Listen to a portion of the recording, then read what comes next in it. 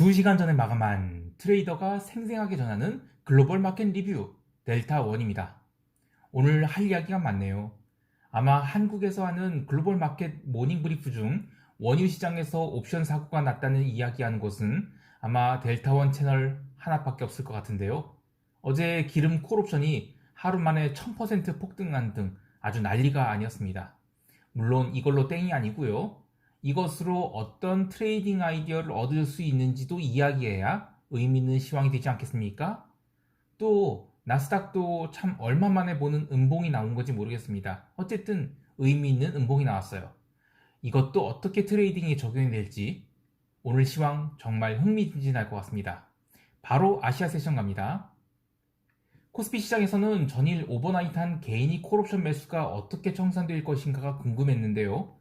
전일 야간 시장에서 이 콜옵션이 꽤 많이 올라와서 아침 시장 흐름이 제법 궁금했습니다.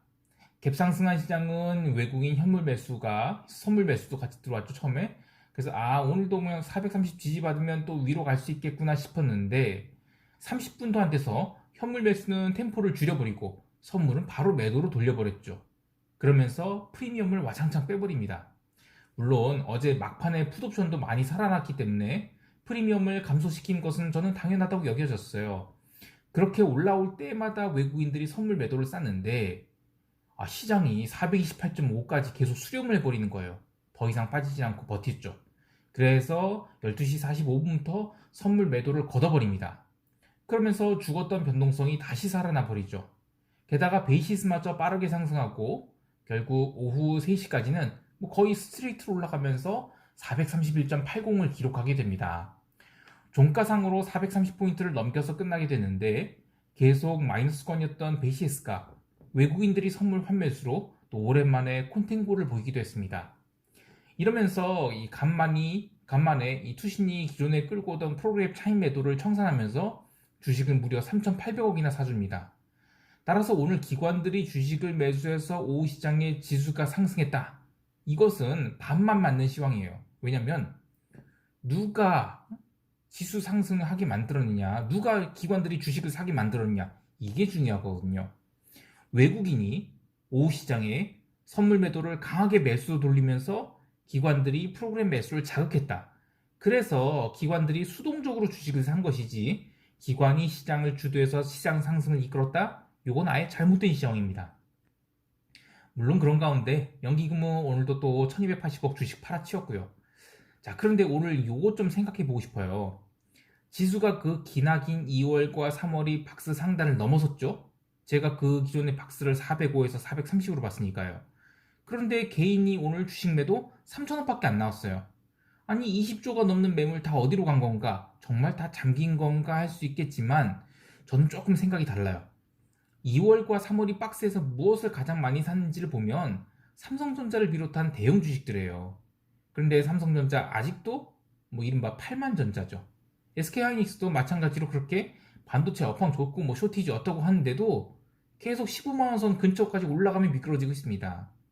이런 것들에 물려 있으니까 이 개인들이 주식 매도가 나오질 않는 거예요. 아직도 본전이 안 왔으니까. 따라서 기존 2월과 3월이 405에서 430 박스권은 상단이 조금 확장돼서 본격적인 매물대는 430 후반이 있다고 봐야 되겠습니다. 요컨대 삼성전자가 계속 상단 배리어 역할을 하고 있다는 것입니다. 그리고 지금 지수 상승에 대해 기존 개인 투자자들의 이익은 생각보다는 별로라는 생각이 들어요. 그런 가운데 외국인이 오후장에 선물 매수를 강하게 당긴 것은 그냥 변동성을 키워야 되겠다라는 전략으로 보고 있습니다. 외국인들이 이번 주 내내 풋옵션을 적잖게 매수를 했는데 다시 427포인트권까지는 얼마든지 내려올 수 있는 상황인데다가 지금 잔존일이 한참 많이 남아있죠. 그래서 다시 선물 매도를 빠르게 쌓는다면 기존이 풋옵션 매수분에 대한 평가 이익이 확 올라오게 됩니다. 제가 그동안 그러니까 거의 6개월 동안에 외국인들이 풋옵션을 누적적으로 매수할 때 별다른 코멘트를 하지 않았어요. 근데 이번 주 들어서 갑자기 외국인이 풋옵션 매수가 걱정된다라는 이야기를 한 것은 보통 외국인이 풋옵션을 매수할 때는 네이키드로 사는 게 아니라 현물을 매수하면서 해지로 매수를 합니다. 그런데 이번 주는 일부 네이키드성 풋옵션 매수도 보이고 변동성을 매수하기 위한 풋옵션 매수도 보이기 때문에 저는 시장이 곱게 올라가는 것이 멈출 수도 있겠구나라는 생각도 해요. 물론 아직 곧버스를 매수해서 홀딩하고 이럴 때는 아니라고 봅니다만 어쨌든 변동성이 지금 증가를 할 수 있다는 거, 그래서 아래에 대한 준비를 조금씩은 해야 되겠다라는 생각을 합니다. 자세한 투자 전략은 총평대하기로 하고 유럽 세션 가겠습니다.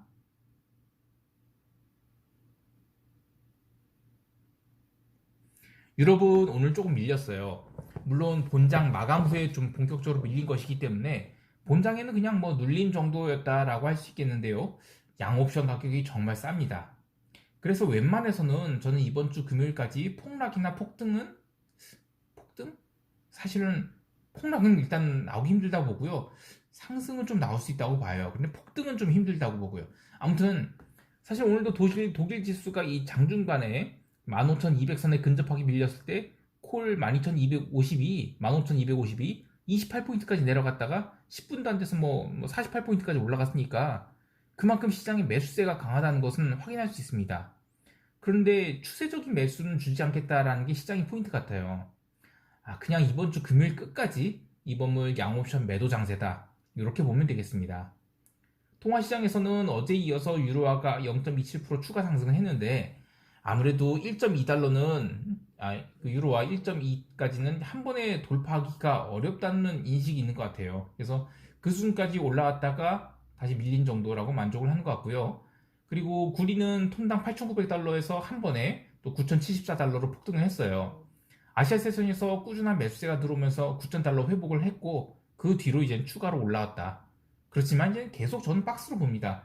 구리가 이 10,000달러 이상으로 가려면 굉장한 모멘텀이 필요한데 저는 그 중국이 어쨌든 소비를 안 하고 있고 그리고 그러니까 중국 지표들이 살짝씩 망가지고 있고 또 템포를 조절하는 그런 그 보이기 때문에 저는 구리가 9,200달러까지는 충분히 올라갈 수 있지만 계속 올라가서 9,500달러 가고 이건 아닌 것 같아요. 그래서 저는 구리는 그냥 재미없다, 그냥 재미없는 박스다 이렇게 보고 있습니다. 채권 시장에서는 유럽 국채가 아주 의미 있는 하락을 했어요. 잘 가라 이것들아. 레버리지 때문에 국채 매도 얼마 들고 있진 않지만 독일과 이탈리아 10년물 국채가 또 0.4%대 하락을 했고요. 상대적으로 미국채는 거의 빠지지 않았거든요. 그래서 저는 올해 유럽 국채의 숏에 대한 아이디어가 본격화되지 않을까라는 기대를 해봅니다. 마지막으로 기름시장 이야기를 해보고 싶은데요. 오늘 새벽에 그 5시쯤에 5시 반인가? 그 API 원유 재고가 감소를 했어요. 그리고 이어서 오늘 오후에 밤이죠. 밤에는 그 EIA, 그러니까 미국 그 에너지 정보청에서 오클라호마주 쿠싱이라는 곳에 그 오일 탱크 재고를 발표합니다. 589만 배럴 감소가 나왔는데 아시아 세션부터 원유에 대한 꾸준한 매수세가 들어왔죠. 그 API 원유 재고 때문에도 그렇고요. 그래서 어쨌든 61달러의 유럽 세션에서 이미 안착을 해버렸습니다. 그리고 미국 본장에서 61.5달러까지 올라갔죠. 근데 당연히 61.5달러 갈 수 있는 거 아니냐 하실 수 있는데요. 오늘이 바로 이 원유 옵션 만기 날이에요. 그 First Notice Day FND라고 하는데 그 원유 옵션은 실물 인수도거든요. 근데 기름을 인수하는 게 아니고요. 원유 선물 1계약을 기초자산하는 옵션입니다. 그러니까 원유 옵션 만기 대 내가 갖고 있는 원유 콜 옵션이 내 가격이 되잖아요. 그러면 원유 선물 1계약 매수 포지션을 즉시 얻을 수가 있어요. 즉 내놔 그러면 바로 줘야 됩니다. 매도자들이. 그런데 제가 그 최근에 기름이 계속 60달러 달에서 껌을 붙여놨단 말이에요. 단기적으로만 봐도 6거래일 연속으로 60달러에 붙인 거고 더 길게 봐도 3월 18일 그 첫 하락을 강하게 나온 다음에 계속 60달러 중심으로 옵션이 시장이 움직여서 옵션이 완전히 죽어 있었어요. 그런데 아시아장에서 이미 오늘 61달러선 넘겨서 미국 시세를 만기했는데 만기 날이란 말이에요 오늘이. 그래서 콜 60이나 62.5는 거의 휴지로 봐도 과언이 아니었는데 60달러나 61달러는 이미 내 가격이 된 거죠. 그러니까 내 가격에 대해서 출발을 했으니까 그 매도자들한테 그 선물로 바꿔줘라고 하면 매도자들은 영락없이 시장에서 선물 매수를 해서 우리한테 줘야 됩니다. 그래서 이미 그 내각이 된 거에 대한 그 선물 매수 수요가 있었던 것이고 그 다음 이 미국 세션 오픈하고 나서는 당일 저점 대비 더블이 난 상태로 시작을 해요. 62.5나 62.62가요, 콜옵션이. 자, 이 더블이 난 상태에서 시작하게 되면 얘들이 해지를 할 것인가 말 것인가 굉장히 고민됩니다. 그런데 문제는 만기 날에는 감마가 커요. 그래서 가장 좋은 엣지는 청산하는 게 제일 좋은 엣지입니다. 아니면 외가를 더 사거나. 그런데 오늘 마지막 하이라이트. 미국장 오픈하고 1시간 뒤에 EIA, 그 에너지 정보청의 원유 재고가 발표됩니다. 그런데 API 원유 재고 잘 나왔죠? 그리고 EIA 재고까지 그러니까 감소하게 나온다 하면 이거는 콜옵션 매도자들이 아주 난리가 납니다. 그런데 이 발표가 났어요. 이 컨센서스보다 훨씬 더 급감한 것으로 발표가 나왔죠. 그러니까 뭐 콜옵션은 그다음부터는 미친 듯한 환매세가 들어오게 됩니다. 그러면서 폭등에 폭등을 거듭해서 결국 콜 62.5는 장중에 1000%가 넘는 상승을 보였고요. 물론 장후반에야 눌려서 633% 상승 마감했지만 어쨌든 장중에 외곽 콜옵션들이 뭐 완전히 다들 관뚜껑 열고 올라왔어요. 자, 그러면 여기서 어떤 트레이딩 아이디어를 얻을지 이걸 얘기해 볼게요. 일단 원유 재고가 3주차 감소를 했어요. 3주 연속으로 감소를 했어요. 그런데 그래도 오늘 3.8% 상승한 것은 아무래도 이 콜옵션 매도자들이 커버링에 의한 상승으로 봐야 되죠. 그래서 내일은 그런 추가 매수 수요가 없습니다. 따라서 추가로 폭등하기보다는 상하단 모두 제한적인 흐름을 보일 것으로 추정돼요.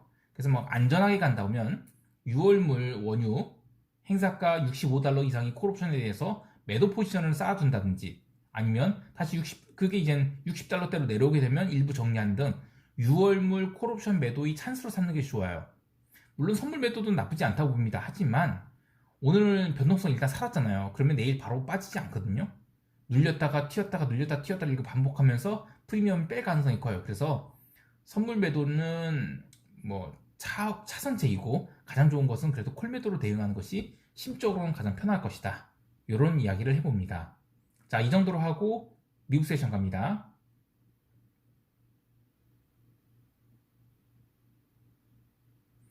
미국은 오늘 나스닥이 아주 의미 있는 음봉을 보였다. 이게 키포인트예요. 그럼 그렇다고 숏이냐? 아니, 어제 숏을 잡는 것이 더 좋지 않느냐? 이러실 수도 있는데요. 포지션을 추세로 잡을 때는 예측해서 잡는 게 아니에요. 카운팅을 하면서 포지션을 잡습니다. 자, 가령 미국 시장에 대해서 추세적인 하락을 베팅하려고 하잖아요. 그러면 최소한 일봉상 양음이 몇 번 나오면서 누군가가 시장에 숏을 쌓는 것들이 보여야 됩니다. 그런 의미에서 지난 4월 6일 화요일을 첫 번째 카운터로 삼는다면 오늘은 그냥 두 번째 카운터로 삼는 겁니다. 오늘 음봉 떴으니까 바로 숏 잡자? 이러면 하루는 뭐 나올지 안 나올지 모르겠어요. 그런데 추세적으로 막 이렇게 부러지는 게 아닙니다. 물론 이제 내일 하루 또 빠진다면 그건 예외로 삼아야 되겠죠. 그런데 아직은 저는 계속 14,000포인트에 대해서 트라이가 몇 번 더 있고 그렇게 해서 5일선을 따라가다가 세 번째 음봉이 나오잖아요. 그럼 그때부터는 이제 풋옵션을 사 모아야 됩니다. 지수가 한번 푸시세가 난다고 해서 바로 그냥 막 푸시세가 나는 게 아니에요. 오늘 푸시세가 한번 나왔잖아요. 그러면 이제 변동성이 일단 한번 뜬 겁니다. 그냥. 그리고 나서 올라가게 되면 세 번째 음봉 나오잖아요. 그 다음부터는 이제 풋옵션을 진짜 사 모아야 돼. 근데 아직은 그냥 두 번째다. 이게 이제 포인트입니다. 자, 그리고 또 개별 종목 좀 흐름을 좀 봐야 되는데 테슬라, 준비디오 등 어제 올랐던 것이 다 빠졌죠. 또 애플도 아마존도 한마디로 기술주들은 오늘 최저종을 받았어요. 근데 유럽 세션 전까지만 해도 나스닥만 유리하게 플러스였거든요. 근데 강보합 출발하던 나스닥이 장 시작하자마자 바로 밀리기 시작해서 14,000 아래로 내려갔고 뭐 그렇다고 미친 듯한 하락이 난 건 아니에요. 그냥 점진적으로 계단식으로 밀려서 상당히 나쁜 매물을 쌓는 하락이 나왔어요. 물론 어제 기록한 저점권은 지지하면서 끝났는데 어쨌든 그간 강했던 기술주에 대한 의미 있는 조정이 나왔다. 그리고 그게 두 번째 카운터다. 이렇게 생각해 두시면 되겠습니다. 어쨌든 바로 숏 잡을 때는 아니다. 이 정도입니다. 또 개별 종목 보면 빌황 주식들 뭐 오늘 아이치랑 디스커버리가 각 7.68%, 마이너스 5.42% 이렇게 하락을 했는데 마지막일지 모르지만 어쨌든 또 반대 매매가 집행됐어요. 근데 저는 이제 해당 종목들에 대한 주식 매수에 대해서 이제 관심을 가져봐도 될 것 같아요. 물론 제가 개별 종목 분석은 하지는 않습니다만 이 정도 되면 오버행 이슈가 거의 다 끝나지 않았나 싶어요. 물론 바로 풀로 숏을 지르자는 건 아니고요. 저는 이제 분할로 한번 담아봐도 되지 않을까 생각을 해봅니다. 자, 그리고 블록체인 거래소. 저는 암호화폐라는 말을 정말 싫어하거든요. 그래서 블록체인 거래소라고 얘기할게요. 코인베이스가 상장이 됐는데 대량의 거래량과 변동성을 보이면서 아주 화려하게 데뷔를 했죠. 실제로 이익이 발생을 하고 있는 기업이기 때문에 전 뭐라고 할 수는 없어요. 근데 뭐 할 말이 없습니다. 굳이 한다면 저는 코인베이스 주식은 매수를 하겠습니다. 하지만 해지로 비트코인 선물이나 크립토커런시 매도를 하고 싶습니다. 왜냐면 코인베이스 주식은 어쨌든 가격 상승이나 거래량 증가가 나오면 이익이 날 거예요. 그런데 비트코인이나 기타 크립토커런시들은 가격 상승 외에는 기대할 게 없어요. 물론 저는 이 포지션 안 할 겁니다. 왜냐면 저는 아예 그쪽 시장에 관심을 갖고 싶지 않아요.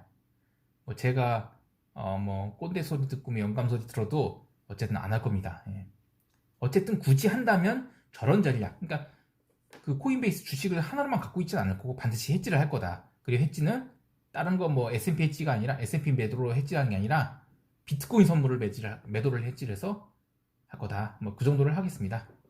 자, 마지막으로 오늘 러셀이 장 초반부터 바로 불을 뿜기 시작했죠. 그래서 거의 스트레이트로 2%를 상승했는데, 하지만 아주 오랫동안 고점권에서 횡보를 하다가 새벽 3시에 나스닥 급락과 함께 상승폭을 상당량 반납했죠. 공교롭게도 그 시간에 베이지 발표가 있었는데 그 내용 때문에 나스닥이 급락을 했다기보다는 그냥 장중에 쌓인 매도 압력이 그 시간에 폭발을 했다, 이 정도로 보고 있습니다. 그래서 러셀도 그 시간에 빠졌거든요.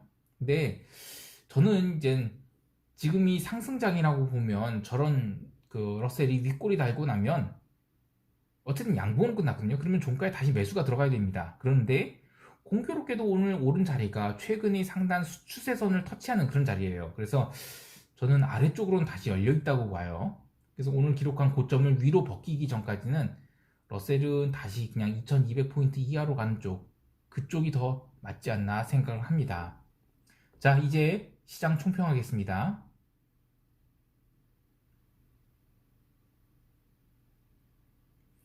오늘 야간 옵션 시장은 변동성을 살짝 눌러서 마감을 시켰어요. 그래서 내일 선물 시가가 약보합 정도로만 움직여도 지수는 아래쪽으로 다시 427선까지는 내려올 수 있다고 봅니다만, 바로 내려가기보다는 장중에 정체된 흐름을 보이면서 조심스럽게 눌릴 것 같아요. 그리고 무엇보다도 외국인 방향성 선물 거래가 중요합니다. 물론 본격적인 하락은 아니라고 보기 때문에 저는 어느 정도 내려왔다 싶으면 매도를 걷어내고, 또 매도 오버나잇 같은 경우에는 지금 시작해서는 득이 없다고 봐요. 그래서 장중에 한해서 매도를 했다가 청산하는 전략, 그게 유리해 보입니다. 해외 시장은 원유 6월물 콜옵션 행사가 $65 이상에 대해서 매도 포지션을 쌓는 것이 좋겠고요. 또 독일 국채 매도 포지션은 계속 홀딩하고, 물론 얼마 안 되지만 계속 홀딩하는 전략 하겠습니다. 자, 오늘도 성공 투자하시길 바라고요. 이상 델타원이었습니다. 감사합니다.